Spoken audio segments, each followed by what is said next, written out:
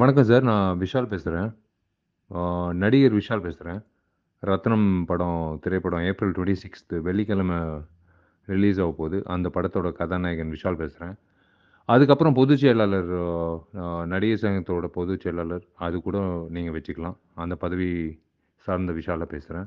இது வந்து திரு இது டிடி ஏரியா, அதாவது Tiruchi, Thanjavur district association theatre உரிமையாளர்கள் சங்கம். ஆ, திரு சிதம்பரம் அவர்கள், அவர் தான் செக்ரட்டரி. ஆ, அது போக வந்து திரு மீனாட்சி அவர்கள், பிரசிடெண்ட் அவர்களுக்கு இந்த வாய்ஸ் நோட் நான் பதிவு பண்ணுறேன். ஏன்னா திரு மீனாட்சி அவர்களுக்கு ஃபோன் பண்ணால் அவர் நீங்கள் செக்ரட்டரிக்கு ஃபோன் பண்ணுங்கன்னு சொல்கிறாரு. இதெல்லாம் எதுக்கு நான் பதிவு பண்ணுறேன்னா, ஒரு சம்மந்தமே இல்லாத ஒரு கடிதம் வந்திருக்கு. இந்த மாரி வந்து விஷால் வந்து ச காசு குடுக்கணும், பாக்கி இருக்காரு அப்படின்னு சொல்லி ஒரு நபர் வந்து குடுத்துருக்காரு. அவரு உங்க சங்கத்தோட ந மெம்பரும் கிடையாது. சம அது லெட்டரு வந்து நான் காசு குடுக்கணுன்ற விஷயத்துக்கான எந்த முகாந்திரமோ, எந்த ஆதாரமும் கிடையாது. அத வச்சுக்கிட்டு நீங்க வந்து இப்போ வரைக்கும் தியேட்டர் போட விடாம, வெள்ளிக்கிழமை என் திரைப்படம் ரிலீஸ் ஆவுது. ஆ, இப்போ வரைக்கும் எந்த தியேட்டர் ஓனர் கேட்டாலும், நீங்க வந்து என்ன சுத்தல்ல விடுறீங்க. இது வந்து பிரான்சிஸ் சார் கிட்ட பேச சொல்றீங்க. பிரான்சிஸ் சாருக்கு இதுக்கு சம்மந்தமே கிடையாது. முதல்ல எனக்கும் அந்த நபருக்கும் சம்மந்தமே கிடையாது. முதல்ல நான் கேட்கிற கேள்விக்கு நீங்க பதில் சொல்ல மாட்டேங்கிறீங்க. நான் கேட்ட கேள்வி ஒரே ஒரு கேள்வி தான். ஒருவேள நான் குடுக்க வேண்டியதா இருந்தா, அது அக்ரீமென்ட்டா இருக்கா? விஷால் சைன் பண்ணியிருக்கானா? அதுதான். அதுதான் நாங்க பார்க்குறது. ஏன்னா, நானும் ஒரு பொதுச் செயலாளரா, ஒரு நடிகருக்கு வந்து பாக்கி இருந்தா, அவங்க வந்து ஒரு அக்ரீமென்ட்டோ, ஏதோ ஒரு காப்பி குடுத்தா தான் நாங்க புரொடியூசர் சங்கமோ, இல்ல ஃபெடரேஷனுக்கோ நாங்க வந்து லெட்டர் குடுத்து, நாங்க வந்து சம்பள பாக்கி வாங்குவோம். இதுதான் வந்து நடைமுறை செயல்ல நடக்கிற ஒரு விஷயம். நம்ப தமிழ் சினிமா துறையில. இப்போ ஃபெடரேஷன் இல்லாம, இல்ல த த தயாரிப்பாளர் சங்கம் இல்லாம, இல்ல ஒரு ஒரு ஒரு ஃபைனான்சரோட அனுமதி இல்லாம நாங்க வந்து படத்த ரிலீஸ் பண்ண முடியாது. ஒரு ஆதாரம் தேவ. அந்த ஒரு பொதுவான ஒரு ஆதாரம் இல்லாம, நீங்க வந்து வெறும் ஒரு கடிதம் வச்சுக்கிட்டு, நீங்க வந்து எல்லா உரிமையாளர்களுக்கு வந்து நீங்க வந்து இந்த படத்த போடக்கூடாதுன்னு சொல்லி, இப்போ வரைக்கும் வந்து என்ன சுத்தல்ல வுட்றீங்க. அதாவது ஒரு நடிகன் விஷாலா நான் பேசிட்டு இருக்கேன் இப்போ. யா இந்த படத்துக்கும் எனக்கும் சம்மந்தமே கிடையாது. நான் இந்த படத்துல நடிச்சிருக்கேன். இந்த நபருக்கும் எனக்கும் சம்மந்தம் கிடையாது. நான் வந்து அவருக்கு காசு குடுக்கணும்னு அவசியமே கிடையாது.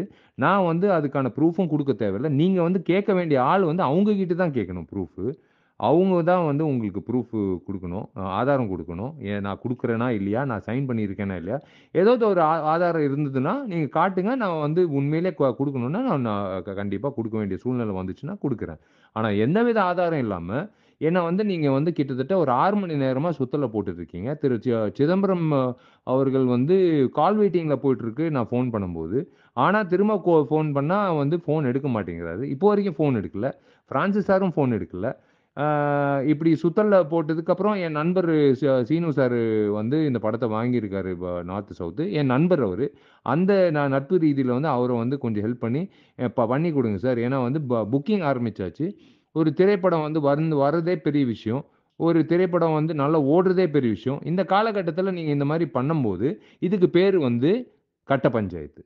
கட்ட பஞ்சாயத்துக்கு என்ன விஷயம் அப்படின்றது நான் அதுக்கு அடுத்தது நான் வரேன். இது வந்து உங்களுக்கு மட்டும் தான் நான் பதிவு பண்றேன்னு நெனைக்காதீங்க.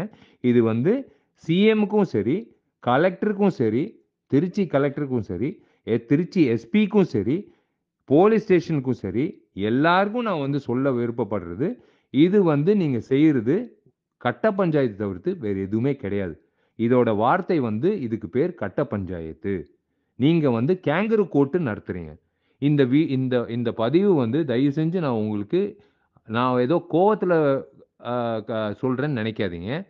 ஏன் நான் இந்த பதிவு பண்றேன்னா, விஷாலுக்கே இந்த கதின்னா, நாளைக்கு வந்து ஒரு புதுமுக நடிகனுக்கோ, இல்ல ஒரு தெரியாத ஒரு புதுமுக ஒரு ஒரு புரொடியூசருக்கோ என்ன கதின்றது, அது கண்டிப்பா வந்து நான் படுத்த வேண்டிய என்னோட கட்டாயம். அதாவது என்னோட கடமைன்னு நான் நெனைக்கிறேன். ஏன்னா 19 வருஷம் ஆச்சு.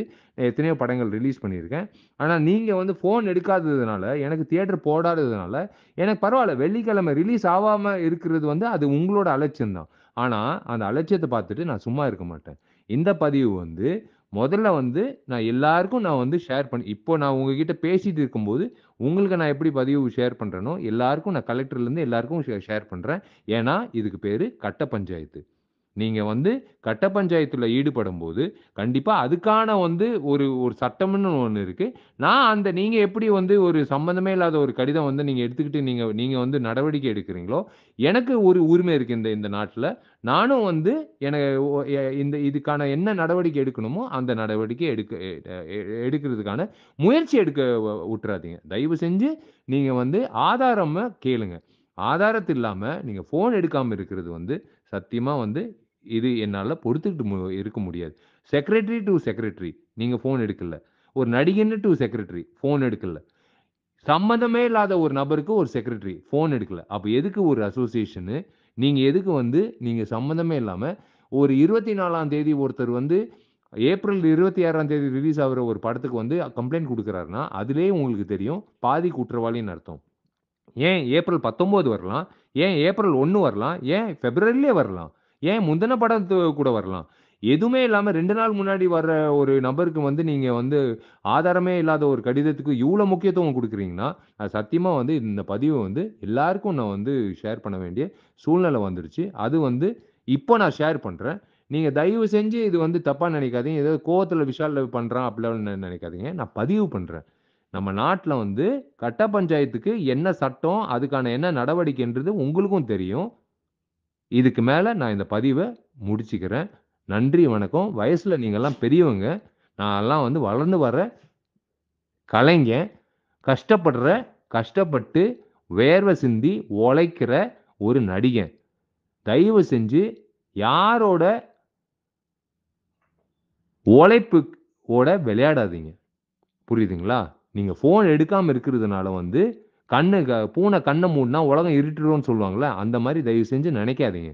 இது வந்து நான் விட்டுற மாட்டேன். இது உங்களுக்கு பதிவு.